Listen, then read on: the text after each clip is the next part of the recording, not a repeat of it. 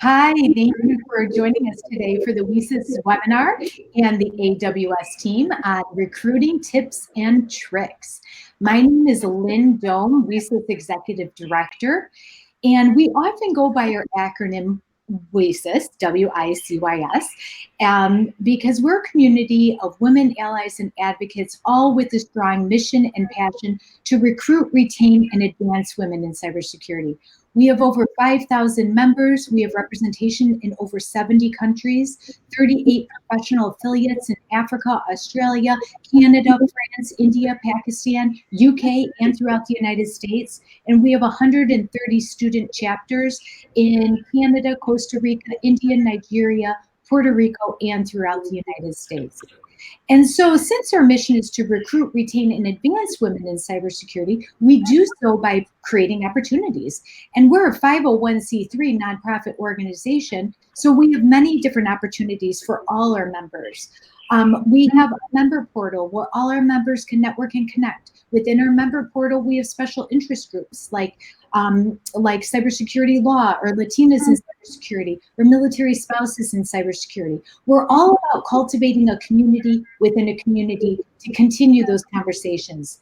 We have many different skill development training programs, many of those brought to you by AWS, who is a strategic partner of ours and brings you today this webinar. We have newsletters, webinar series, our annual conference, which our annual conference is September 8th through the 10th in Denver, Colorado this year. General registration opens up June 28th, and it opens up at 10 a.m. Central Time. That's really important to note because we normally close out registration in less than a day. So with our annual conference, it's such a strong initiative of ours, and we issue out scholarships, grants, and awards to not only our conference, but other conferences as well. We have a cyber talent emergency fund. We have speaking and media opportunities, because our goal is for all our members to have the opportunity to showcase their talent, to gain new experiences, to add more to their resume and their portfolios. We have a Job Board Plus Plus where our strategic partners like AWS recruits from year-round, and all our members could upload their profiles and their resumes and get recruited from. We participate in market research. We have a leadership summit, a veterans and military spouses assistance program, a veterans apprenticeship program, which we have 25 female WESIS veterans that are in our apprenticeship cohort right now. It's a 2-year veteran apprenticeship program. We have a speakers bureau, mentor-mentee program. Right now we have 707 mentees, 185 mentors in a 12-month structured framework curriculum that WESIS designed to upskill and up-level women no matter where they're at in their careers, preparing them for their next level of advancement. We have a racial equity committee, many different leadership series, in addition to our professional affiliates, our student chapters, and pretty much anywhere there's a gap, WESIS is always working towards bridging that gap. And we all owe that to our special thanks of our strategic partners. They're the foundation of all things WESIS. And with them, we have AWS, who brings us the webinar today, and the fabulous panelists, which you're all going to meet very soon.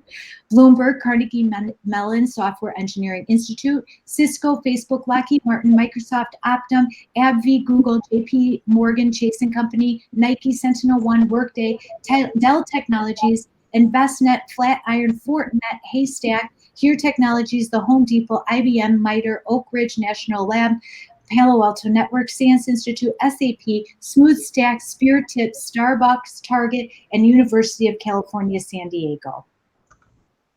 And so before we get started, I'd just like to do a little bit of housekeeping, which is pretty basic. Ask a lot of questions. This is a panel. This is your insider's view. This is your chance to ask those questions and get them answered from the AWS team. They're here and now. And so please engage with them as much as possible. You could put questions in that question section all throughout the panel discussion. And Ashley is our moderator. She'll be answering those along with all the panelists at the end of the actual webinar. So if you're not currently a member of WESIS, we would encourage you to do so. And you could also subscribe to our newsletter. Everything is there at wesis.org. And also follow us on social media, because collectively we are growing together. And so we're on Facebook group. We have Twitter, Instagram, and LinkedIn. So we would love for you to join our community and be a part of the continual conversation. And so with that, I'd like to hand it over to Ashley, and she's going to take the panel discussion from here. Ashley? Awesome. Thanks, Lynn. We're super excited to be here. As Lynn mentioned, I'm Ashley Shimer. I'm going to be the moderator here with this fabulous panel of women here to chat with you. I'm going to take a little bit of time to introduce myself, and then we're going to do a round robin where each of them are going to be able to introduce themselves to you all. So I have been with AWS and specifically AWS security for 6.5 years. I've been supporting AWS Security's recruiting efforts for the last 5.5 years. So I've seen our organization grow from just a small number of 200 individuals to almost over 1,600 in the last 5.5 years. So I'm super excited to be here to talk to you guys, help you with the tips and tricks, and be able to answer some of your burning questions. So with that, I'll kick it over to the first panelist member that I'm going to just pick on by who I see on the screen. And so, Michelle, why don't you go ahead and introduce yourself to everybody? Awesome. Thank you, Ashley. I'm Michelle Bozman. I'm a senior leader with AWS Professional Services, where I lead the Accelerate to Consultant program. That's where we hire early in career professionals in security and other areas for customer-facing and cloud delivery roles. The program really builds on their existing skills and helps our associates learn AWS and how to deliver solutions and business outcomes for our customers. My current role leverages my 25 years of IT experience, as well as my passion for career development, mentoring, and teaching. And I've been with AWS for exactly 2 years, and I reside in Charlotte, North Carolina with my husband and 3 daughters. Michelle, nice to meet you. I'm on the daughter train as well. I have 2, a 5 and a 7-year-old. My doors are shut, so hopefully they don't interrupt. But awesome, nice to meet you and welcome. Sarah, how about you? Hi, I'm Sarah Currey. I am part of AWS's professional services organization, and I'm a security consultant. So I work with customers to help them secure their data and infrastructure and applications as they're migrating to the cloud, and also help them focus on future innovations. And I also started as an A to C consultant with Michelle, which was great. So I was able to essentially see all the different types of skills in the cloud and choose which one I was interested in, and I was interested in security. So I've been at AWS for about 1.5 years, and I'm based in Nashville, Tennessee, and I live with my cat, Biscuit. Awesome. Welcome, Sarah. Nice to meet you. All right, Alexis. Hello, everybody. I'm Alexis Robinson. I've been with AWS for 2 years. I'm in the AWS Security Assurance Group. So within AWS Security, there's a security assurance org. And I'm mainly responsible for government assessments and the government assessments program for AWS. It includes getting cloud services authorized by the federal government. So it's a fun job. I absolutely love it. It's been a dream. And yeah, been here 2 years, and I live now. I'm in Atlanta visiting in-laws, but I live in the Temple Hills, Maryland area with my husband and my 2-year-old crazy terrorist taught 2-year-old Andrew. So I'm really wanting to be on the daughter train now, especially since he's in his terrible 2s. But yeah, he's a joy. Yeah, I'm so happy to be here. Welcome, Alexis. All right, Donna, how about you? Sure. So, hello, everyone. It's really a pleasure to be here.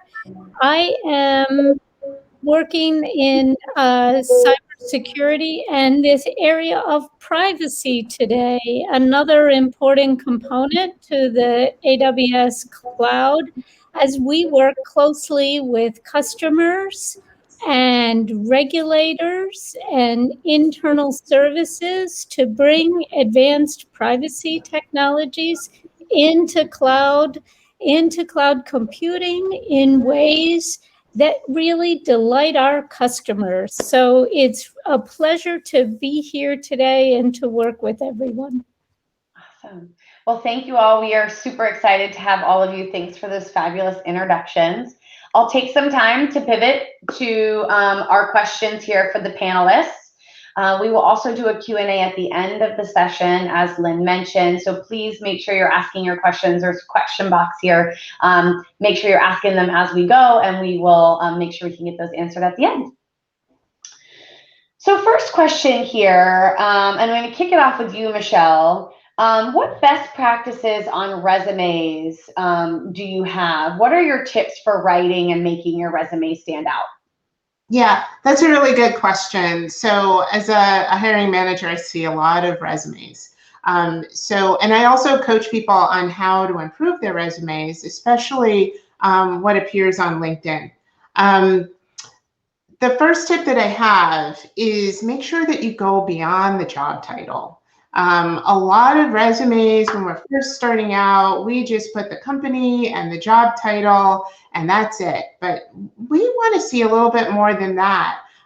So if you've got a certain job, tell us what you did. If your job was, for example, a security analyst, tell us what your primary responsibilities were for that job, and then list your specific accomplishments in that role. Right? It's all about you. Another tip is to show that you're well-rounded. A lot of companies are looking for, not everybody to be exactly the same, right? When it comes to qualifications. So we want to see that you've got some interests, outside of the job. At AWS, we're looking for builders as well as leaders. So show us, how you've led outside of your regular job, and show what you do as a volunteer. Maybe some of your passion projects. Make sure that you're putting those on there so that we can kind of recognize who you are, as a person. And then I'll say, don't overstate or embellish. Make sure that you're being completely honest with us about what's on your resume. Just the data and the facts. And one last point is that we're in tech. So make sure the first thing that I look at is the skills. So if you've got programming languages, list them all, right? If you've got certifications, make sure that those are listed. Any of your skills on a tech resume, that's super important. So one, it's important because it won't even get through to me if you don't have the right stuff. It'll get filtered by the system, right? So make sure that, you've got all of that listed there so that we get to see it. And you get to go to the next step. Yes, Michelle, that's great. For the rest of the panelists, anything else that you guys would want to add? Any tips and tricks that you also look for, maybe did when you were writing your resumes? Go ahead, Donna. I think it's really an opportunity to, as you're defining the work that you've done and the outcomes that you've been responsible for, sometimes to share it with somebody who may not be a super techie person and understand everything that you do, and have them take a look at it and say, okay, what would you say were my three biggest highlights that I'm highlighting in this resume? And I think sometimes that gives us an opportunity to be able to step back just a little bit and take an outside view of what we think we've written versus what may actually be on the paper and how others may receive it. And one very simple thing that, even though we're all in tech and we all understand this, sometimes, for example, I started at AWS a year ago. When I sent my resume in, before I sent it to AWS, I mailed it to myself, opened it up, and took a look at it and said, okay, this is what they're going to see. Because in my career, I have seen many resumes that come in and they think that it's the clean final version, and it's not. And I don't think those resumes typically don't get very far. So you really have to be a little bit careful, and sometimes we get in a hurry because it's a posting and you want your resume to get in there first, or it's only open for a few days. But really, this is the mirror.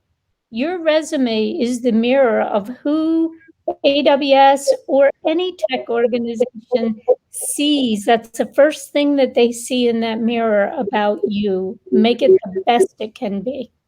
That's such great advice, Donna.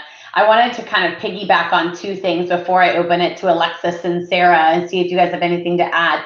I love the feedback on getting somebody else's opinion, right? Because one, Amazon is a big feedback culture, so it's a nice start to learn on how to accept that feedback. And in many cases, us as recruiters here, we're not technical, right? And so it's a good way to go to somebody and be like, did I get my point across, right? Because my goal is to get my point across to somebody who's also not technical, because the majority of us are not, right? Like I always tell people I know enough to be dangerous, but that's about it. And to Donna's point about mailing it to yourself, emailing it to yourself, steer clear of the colors, the pictures, the extra graphics, because to Donna's point, in many cases, those get uploaded into a tool, and that could distort the way like your goal image of that resume would be in the tool. So I really, really encourage you guys to just do plain, I mean, pick your favorite font, if it's not Times New Roman, whatever it is, but stick to that. You know, make it clear and concise, and that way, anytime you upload it into a tool, I wouldn't say with 100% certainty, but with a large amount of certainty, it will look nice when it uploads and be that mirror image of yourself on paper that you want folks to see. Anything else to add? I would add one thing. Speaking to Michelle's point about the embellishment, it is usually a best practice, you know, hey, if you want your resume to pop out, to use certain buzzwords that were included as part of the job description. I know it's hard to say, hey, like tailor every resume towards it. You're not going to be able to do that all the time.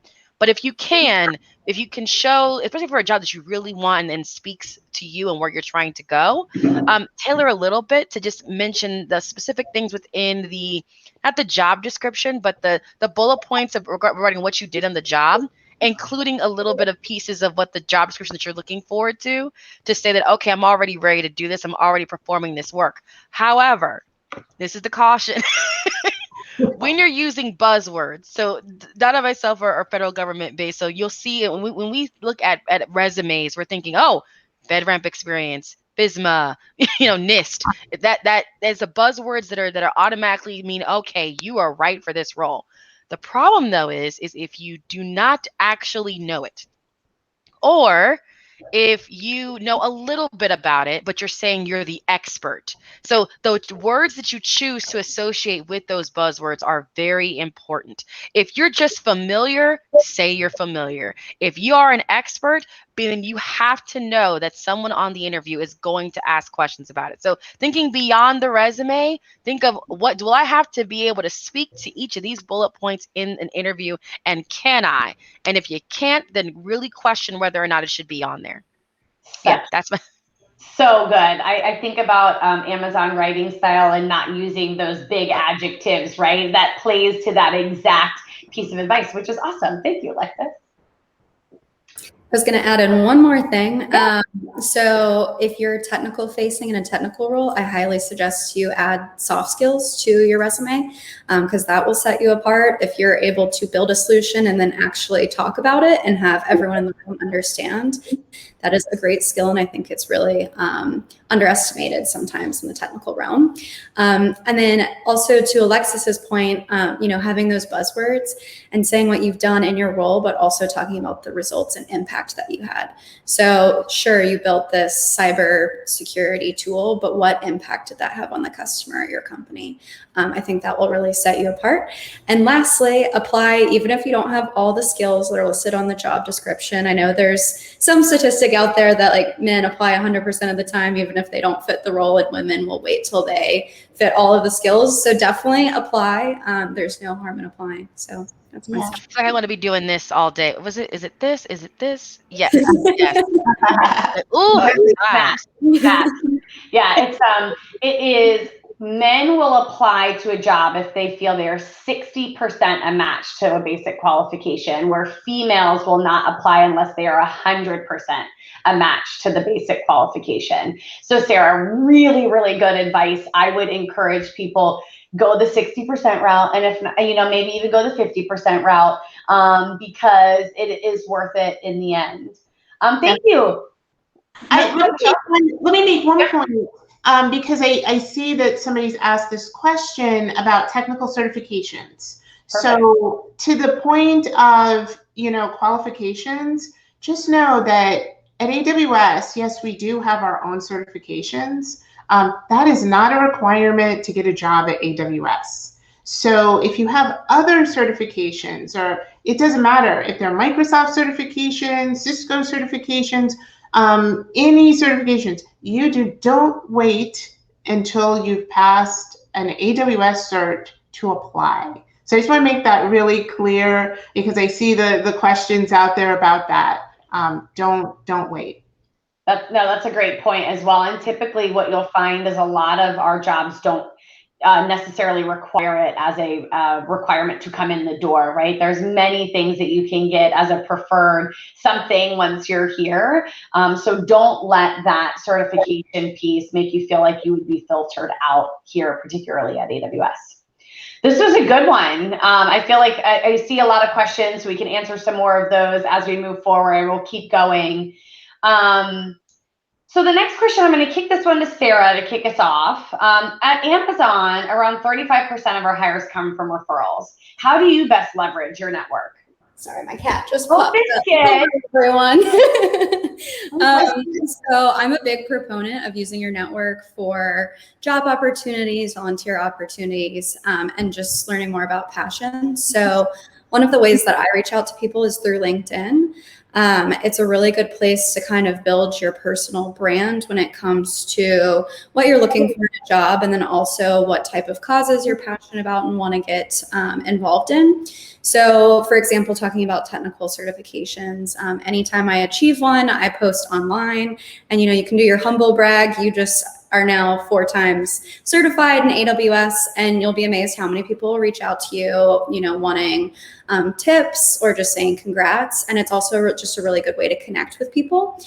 So I definitely suggest LinkedIn. And then if you're interested in a specific role, I definitely suggest reaching out to people in that role, specifically women, if you can find them on LinkedIn, and just say that you're really interested in this role. Ask if you could do a 15-minute quick video chat with them. That's what I did starting out, and I think it was really helpful to get an idea of what I was looking for.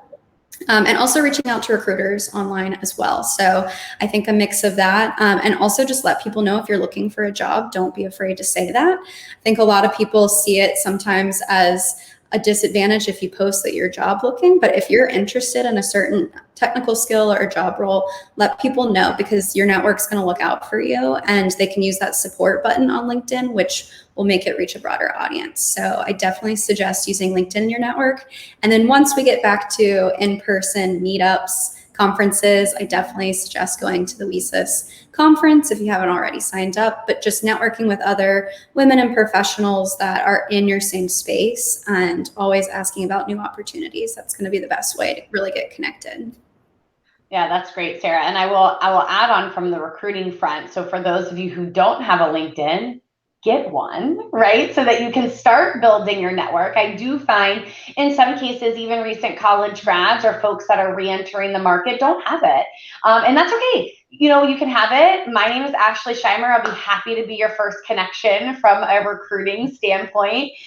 Or if you're already there and you just want to add a recruiter, please connect with me. I'm happy to help you. But to Sarah's point, that networking piece, in some cases, I encourage it as the foot in the door, right? I speak at other events and tell people, reach out to me. I'm happy to make those connections. I know a lot about security. So for this audience, that's great. But at other places, I'm genuinely happy to be that connector, right? Like I might not know that other role, but I'm happy to make that connection.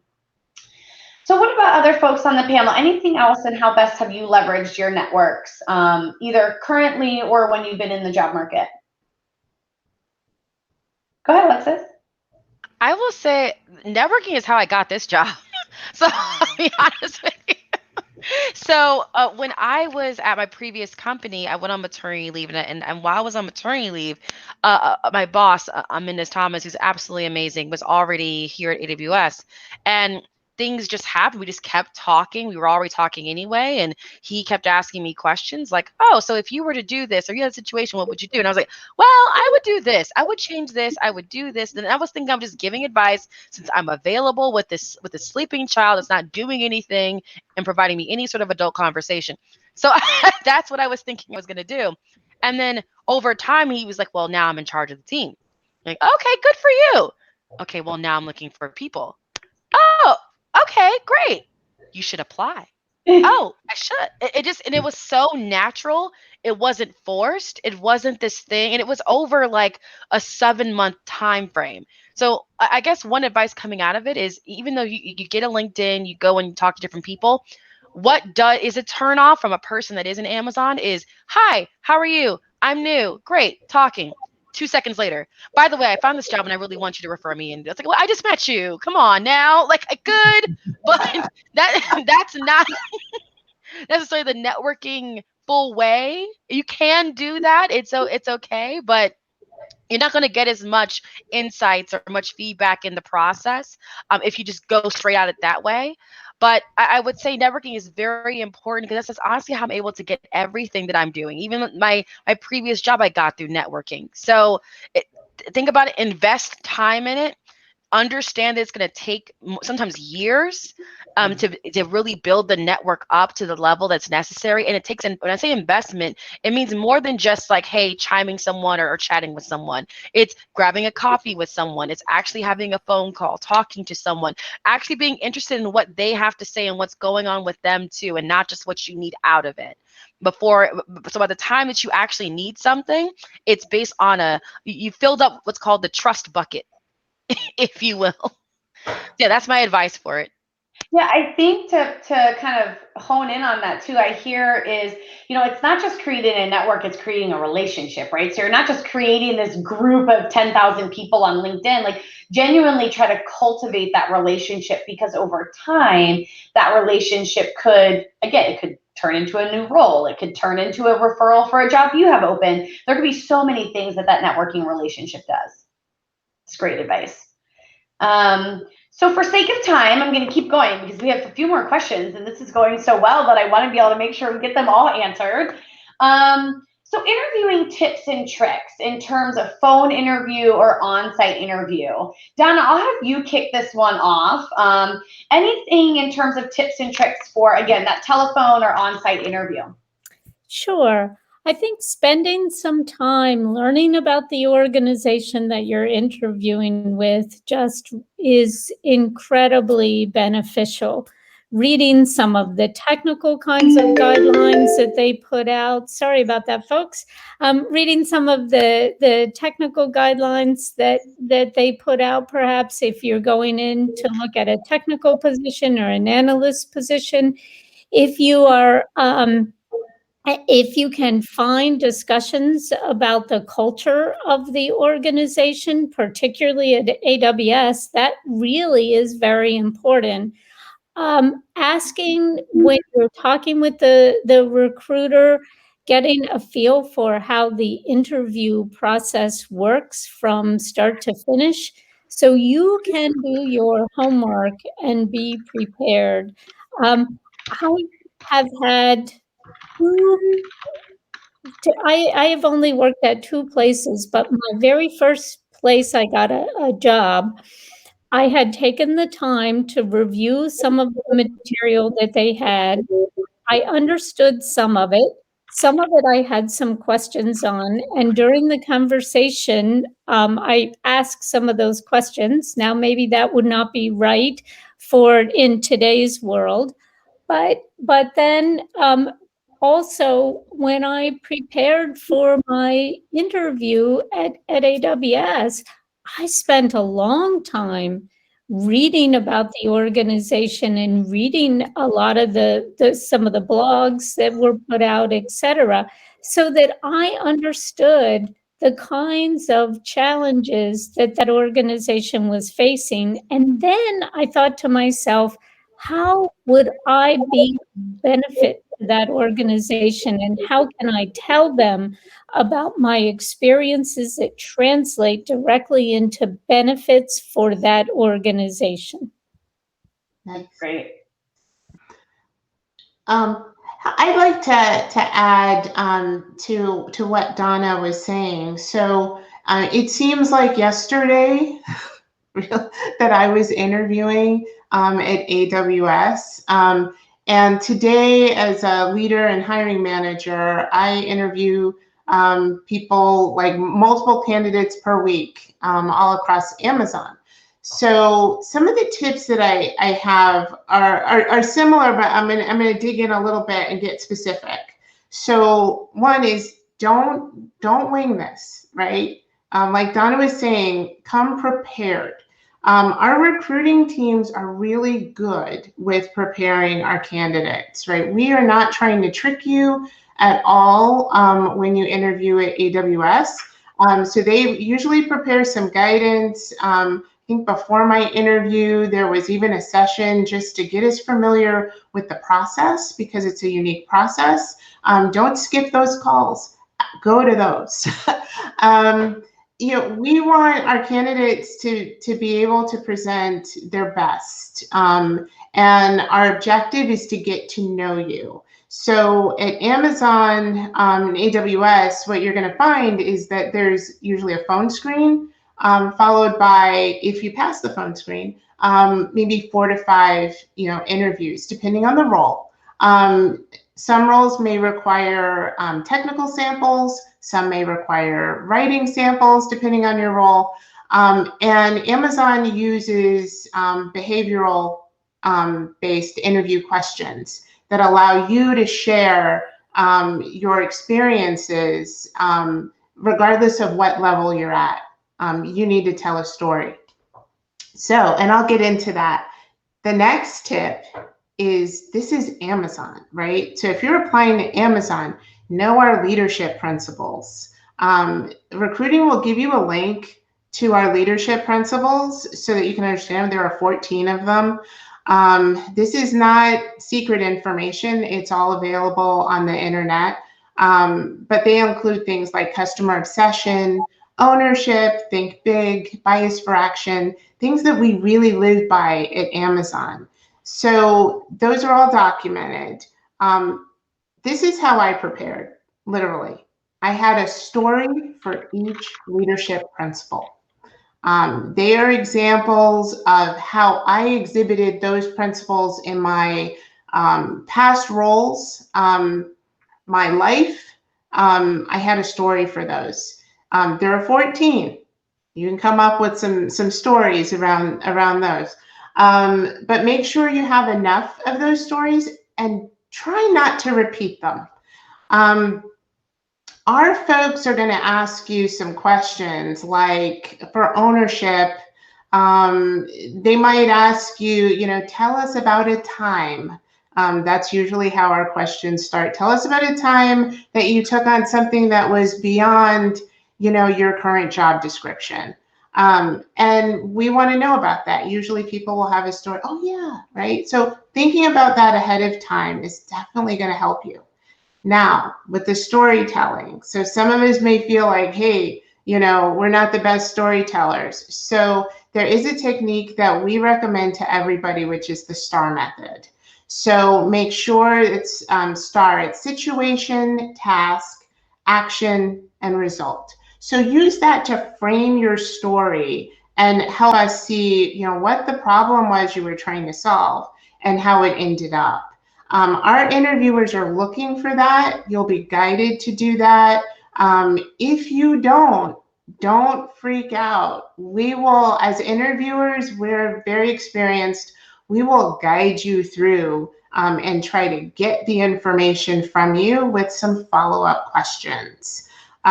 So it's not a scary process. We take a lot of time to make sure that you feel really comfortable during this. And my last thing is be yourself. This is all about getting to know you. A lot of interviews are really like a conversation. So for those of you, and I know there have been some questions about this, if you don't have a lot of industry experience to draw on, if you're coming from the military and you don't feel like your experience is exactly relevant, gosh, we are looking for you. We have jobs for you, and we want to hear those stories. That's going to help us really understand your leadership style, how you solve problems, and it's going to help us find that right position for you, especially if you're looking to shift your career into technology and you're a little worried that you don't have all of the credentials of an IT career person. So with that, I know I've been talking a lot. No, that's great, Michelle. I wanted to double click into one of the things you said, and around the preparation piece. You mentioned, and I appreciate the call out of having a fabulous recruiting team, although we're supported by different teams, but I consider myself in one big umbrella. Don't be afraid to ask, right? Like if you don't feel like you got all the preparation material or you have some more questions, ask your recruiter. Hey, like, is there anything else you can provide me? Anything else I should be prepared for? That's okay, right? I want, like, to Michelle's point, we're looking to learn more about you, and there is there's no like secret sauce into like interviewing, right? So asking more questions so you feel more prepared will ultimately help you go into that day feeling a little bit more at ease. I can't say fully at ease and not nervous, but the hope is it can help you feel a little bit more at ease, and that as the day goes on, you feel a little bit better, right, about how things are going. But I genuinely believe that's all in preparation. It's all in how you feel going in the door. So I will keep moving just to make sure, again, we get through all of our questions and get some answered questions. Alexis, I'm going to start you off with this one. You told us a little bit about how you ended here, right? Cultivating that relationship with the leader, but I would love to know your career journey. Oh, girl, that is a long. That's a long, winding road. I'm kidding. So I started off in software development at CGI Federal. I was always been in the federal government because I live in the DC area. So that's generally, you throw something, you're gonna hit a federal government person. So it's just the way it is. So my biggest thing is starting off in software development, and I was actually encouraged to do that from my mother. My mother is a computer science engineer, and she was in the part of like the integration class at MIT. And so for her, she always was like, "You're gonna go into IT. You're gonna go into IT. It's the next thing you're gonna go." And I was like, "Mom, nah, I'm business. I like to talk to people and I am social. So I don't think it's going to work for me." Obviously, that's not how IT is. Obviously, it requires a lot of talking to different people and communication skills. So I eventually made my way into this in college. And afterwards, I literally went to her and was like, "I'm sorry, I'm actually going to go into IT. You're right. I don't want to admit that you're right, but you're right." So found my calling there. When I started off in software development, I realized that I was actually better talking to customers and clients about requirements and what they needed and security concepts and guiding them what they need instead of just coding on the side. And honestly, the coders didn't want to talk to customers. They were like, "Alexis, you just go." I'm like, all right, I probably should go into consulting. That's probably the next step for me. And so I had a friend who was a recruiter, went from PwC to EY, and honestly just asked me randomly, "Are you happy? Are you thinking about coming over? We're starting a new practice in federal government at EY in Tyson's Corner at the time." And that's how I got here. I got to I guess IT auditing and IT consulting. did 8 years of that, and it's morphed into the craziest things. I've always had my base level project, which was usually a large IT assessment of a large branch of the government, either the Navy or the Air Force or Health and Human Services. And then eventually it morphed into side projects for security and compliance that no one really had a knack for at the time. And because I just was considered like the fix-it girl, just something new, it's never been done before, I just can go figure it out, go do it. That became my thing. And at first, I was like, I really wish I could do this full time, but I know I can't. But I'll just put those dreams in the back burner. And it wasn't until talking to my friend and going and talking about FedRAMP and really getting involved with it that I realized this is what I actually really want to do and navigate, not just from a traditional IT audit, but doing it, one, for the cloud, and two, for a bigger branch of customers, and to fill and figure out and deal with all those different use cases and project management issues that we were dealing with. I really wanted to go into that a lot more. So that ended up being my journey. Did I know that from the very beginning? Heck no, not at all whatsoever. But I am very happy that I followed my passions, because even though it's not what I knew that I was going to end up doing, it just eventually led me to here. And who knows where I'm going to go after this, but I am happy now. I love it, Alexis. It's so funny when you're like, I didn't know, like, that wasn't my plan. I mean, I feel like that's probably everybody, right? I was a government and international relations manager, or like degree. I had no idea what I was going to do. I got a job in recruiting at AOL, like when it was still cool to be, on AOL. And I was like, what is talent acquisition? This is cool. I love to talk to people. Sounds great. No turning back, right? Like, here I am a lot of years later. And I laugh at your federal government, because I also, before AWS, was in the government contracting space. And so, and being in Northern Virginia, it's that I feel that. It's nice to be out of that a little bit. I'll open up the panel. Anybody else we'd love to hear about career journeys. Anybody else want to share? I'll share. So I actually went from a non-technical background to a technical background. So I've been a working professional for about 8 years now, and similar to Alexis, did not know where I was going to end up. I was very passionate about politics. So similar, I guess, I was in government, but I was on the private side where I was doing legislative policy and lobbying. So I actually moved to DC and was lobbying for different healthcare providers, specifically for insulin and different healthcare policies to get pushed forward. And I was on a project that they were figuring out the timeline. They were like, yeah, we're probably going to wrap this project up in about 20 years. And I remember at that point, I think I was 22, and I was like, I'll be 42 when this project ends. I don't think I like that. And so a lot of my friends were in the tech space at startups, living their best life, playing pool, during the middle of the day. And I was like, I'm going to go check that out. So I ended up becoming a project manager at a startup called Social Tables in DC, that's now Cvent.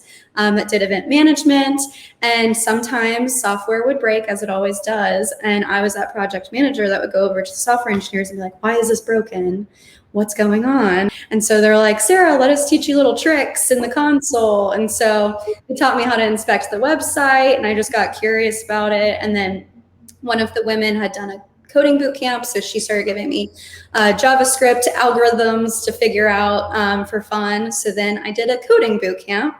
And then from there, I became a software engineer and worked in that.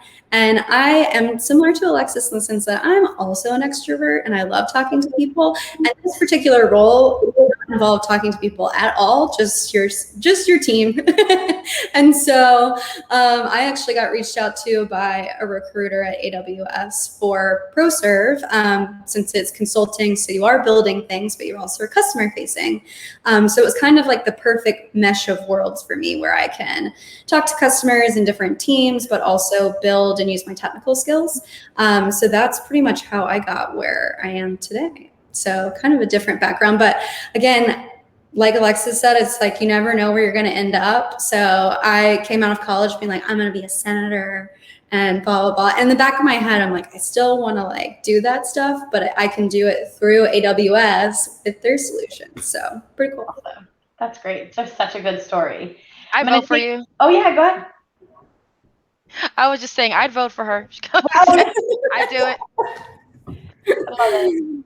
All right, I'm going to keep going because we have two more questions. Then, for the spirit of making sure our panel can answer your questions, I want to allow that time. So Donna, this is one I'm going to have you start off with. A large part of the pay gap is due to women on average not asking for raises or negotiating an offer. How have you best built up the confidence to ask for what you deserve in the workforce or the work environment? It is critically important that women in general find their voice for this kind of question and other questions and other efforts across the board in technology. So it is always important to ask questions, including about compensation, understanding your value and what you bring to the table, and making sure that you articulate that you ask questions about the position that you're going into. What does it involve? And then commenting back on what you bring to that organization. As you ask questions around compensation, it's the same idea, it should be fine always to ask questions about compensation and how the compensation process works within an organization. So that's a broader question than just how much money am I going to make on day one, but understanding that big picture and the kinds of things that are rewarded within the organization. So always find your voice and ask your questions. Yeah. Such good. That's a good point, Donna. I know I was just listening to a book where they talked about the number of women that actually negotiate their salaries. It's, the majority of us don't. It's something like 60% of women don't even ask the right questions. I will say from personal experience that sometimes it's quite intimidating. Even I've been around for a long time, right? Because the recruiters and the folks in HR, they're talking to you about the compensation. You've just been made an offer. They start talking to you about the compensation, and you don't even understand the plan. Right? You don't understand how it works. So sometimes you can feel like if those numbers don't sound right, you feel like you're undervalued. So make sure you are asking the questions like Donna said. A little tip is to think about it in the bigger terms of total compensation. A lot of companies, including Amazon, we have plans that include total comp, and there's a mix of things. There's salary, there's stock. Some companies have bonuses. There's a whole lot that's in that package, and you really need to understand it in total to get that full value of what they're offering you. So don't get stuck on the one number, right? Think about it in total, and feel free to share with them if you're coming from another company what that total was, not just your salary, but the total. Don't miss out on the things that you were getting in terms of benefits from your previous company. So those are like some of the tips that I would share, because I had to think about these things myself. And in going to other companies, as you hear people talking, you've got to ask all those nitty-gritty questions that sometimes we don't feel comfortable asking and digging. And remember that recruiting is there to help you.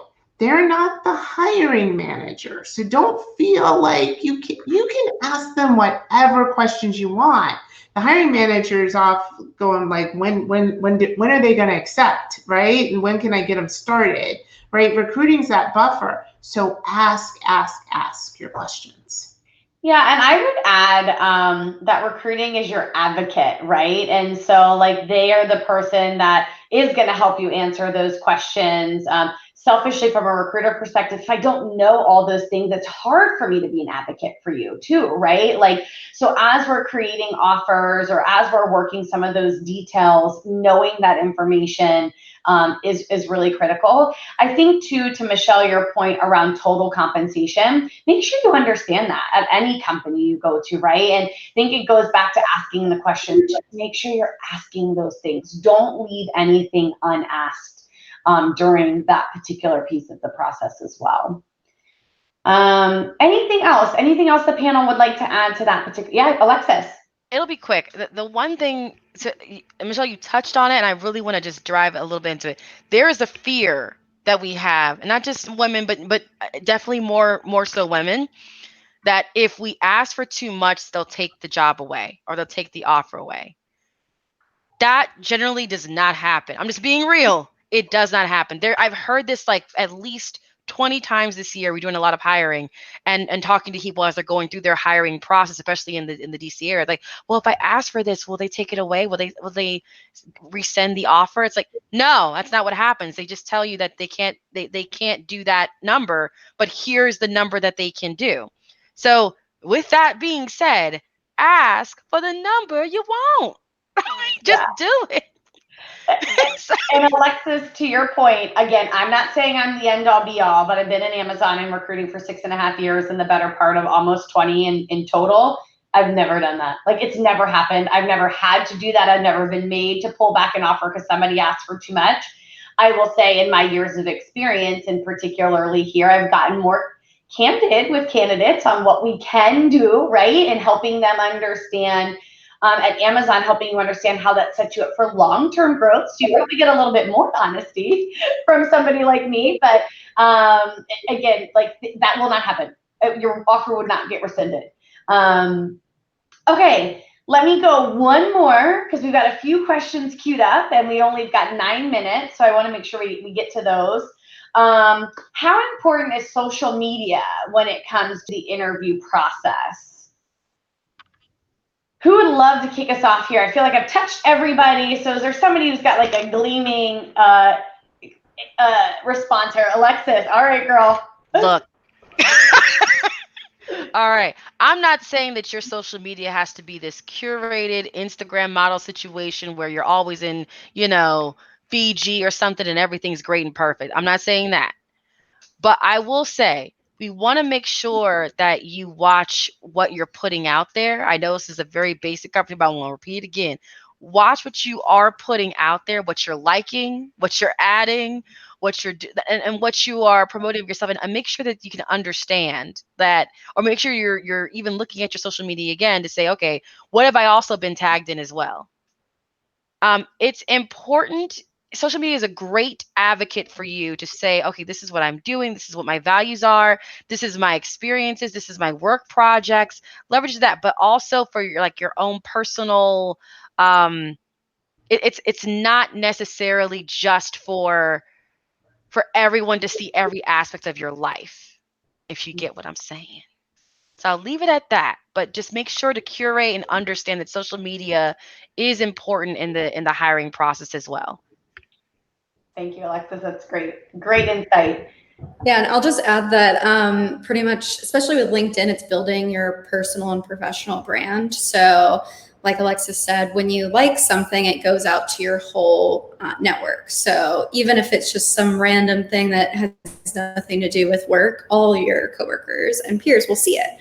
So it's just something to think about. And I mean, I have a TikTok, thinking about stuff like that, which probably as a security person is not great of me, but I love it. It makes me happy. But just to keep in mind, like things you post on TikTok that can go viral overnight.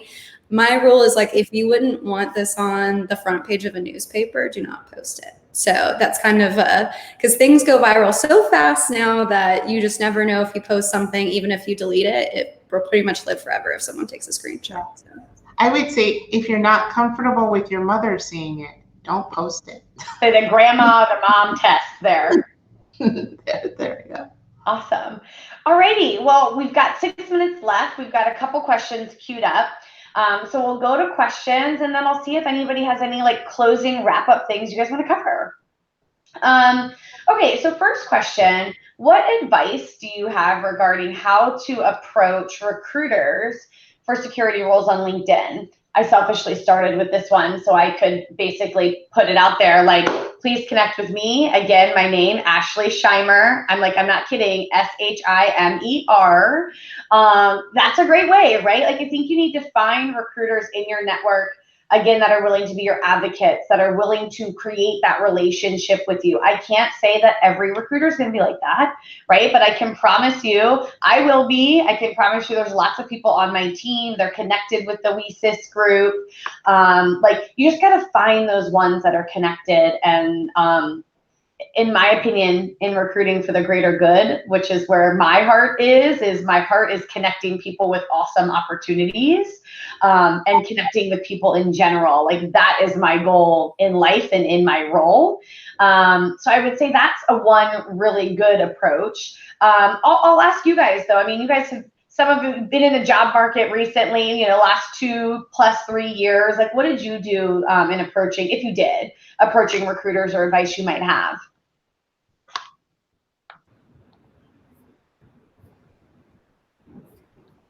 I'll say on LinkedIn, just reaching out to specific people that already have that role and asking them, and setting up like a 15-minute call, and then asking if they would feel comfortable referring you. Mm-hmm.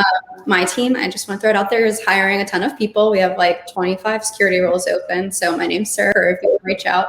But I think when you reach out via message on LinkedIn, people are always happy to reply if they have the capacity. So don't give up if people don't respond. You might just not have found the right person. So that's my advice. Yeah, no, that's great. I will share a quick story about somebody that reached out to me on LinkedIn over a year ago. I won't name the name, but a young man reached out, and he was really interested in the Accelerate to Consultant program, them leading in the Southeast.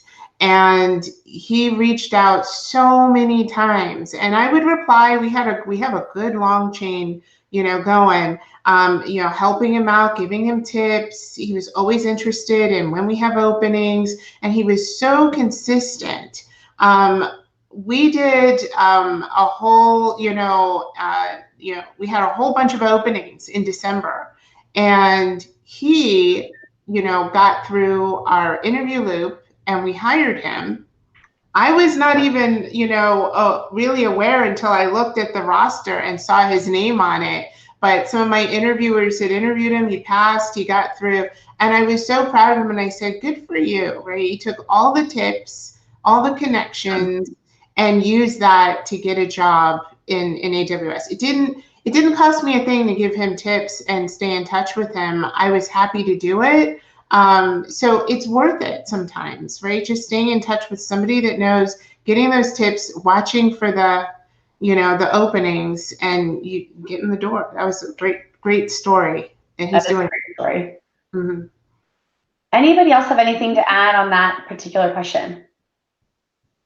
Okay, I do want to cover this one. We have a couple other questions. I don't know that we're going to be able to get to all of them, but I do feel like this one I want to ask, and I want to cover.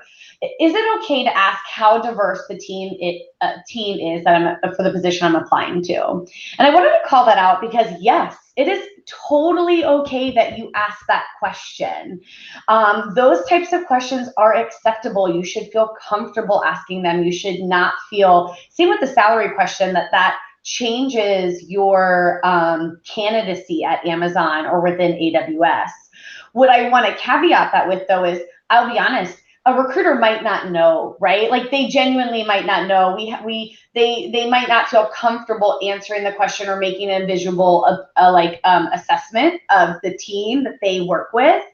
But if you make it through to the on-site process, we have something called Candid Chats. I highly recommend you ask for one. It's an opportunity for you to connect with folks in affinity groups, whether that would be your Ben network, which is our Black affinity group, Latinos, women, Glamazon, any number one of those things. It gives you such a great opportunity to connect with somebody, not as a part of your panel, just a genuinely awesome Amazonian.